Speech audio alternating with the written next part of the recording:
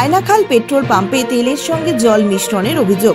বিধায়কের গাড়িও রক্ষা পেল না হাইলাকান্দি।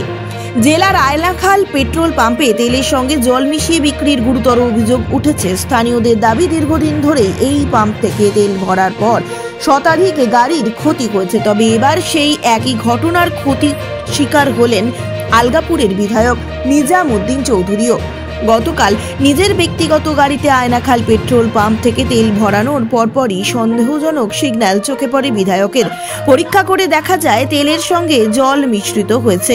বিধায়কের বক্তব্য অনুযায়ী মাত্র 1 মাস আগে নতুন গাড়িটি কেনা হয়েছিল। তিনি স্পষ্ট জানিয়েছেন, গাড়ির ক্ষতির সম্পূর্ণ দায়ভার পেট্রোল পাম্প কর্তৃপক্ষকে নিতে হবে। স্থানীয়রা অভিযোগ করে বলেন, বহুদিন ধরে এই পাম্পে জালিয়াতি চললেও যথাযথ ব্যবস্থা নেওয়া হয়নি। আমরা বহুবার এরকম ঘটনার শিকার হয়েছি। এখন আবার বিধায়কের গাড়িতে এমন কাণ্ড ঘটল। এটা আর সিনেমার গল্প নয়, বাস্তব ঘটনা মন্তব্য করেছেন এক ক্ষুব্ধ বাসিন্দা। জেলা শাসক এবং হাইলাকান্দি জেলা প্রশাসন এই ঘটনার পর কি পদক্ষেপ নেন তা নিয়ে জোর চর্চা চলছে। সাধারণ মানুষের দাবি, দ্রুত উচ্চ পর্যায়ের তদন্ত করে এই জালিয়াতির মূল রহস্য উদ্ঘাটন করতে হবে।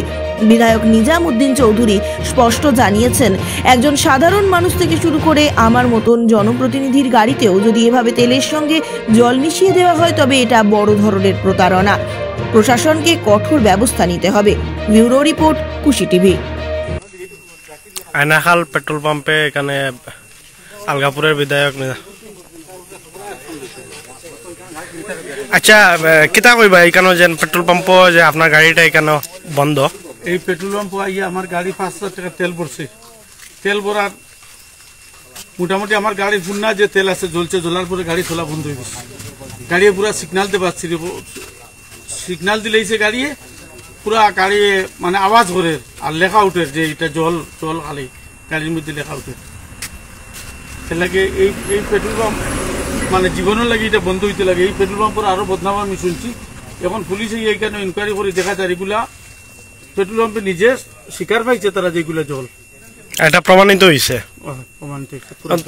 তাহলে এখানে প্রতিদিন হাজার হাজার গাড়ি মানে আরো গাড়ির তেল খুলতে এখন অন্য অন্য যে গাড়ি আনিছে। আচ্ছা, আপনার দাবিটা এখন কি আর কি?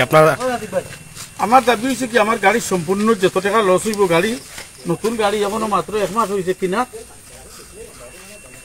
সম্পূর্ণ বরিয়া দিতে লাগবো। আর বাকি আইনি ব্যবস্থা তার আমি এফআইআর করিয়া